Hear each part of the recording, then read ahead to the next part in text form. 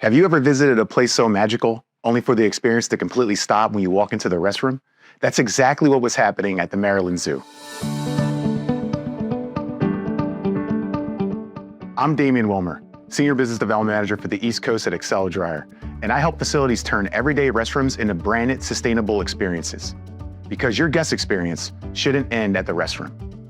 The Maryland Zoo wanted their restrooms to reflect the same wonder and mission-driven focus guests feel throughout the park. But their old paper towel dispensers were ordinary, dark, and uninspiring, and they didn't support their sustainability goals. So I introduced them to our XLERATOR Hand Dryer with special image cover technology. This allows us to place high-resolution custom images directly onto the dryer cover, transforming it into a branded visual experience.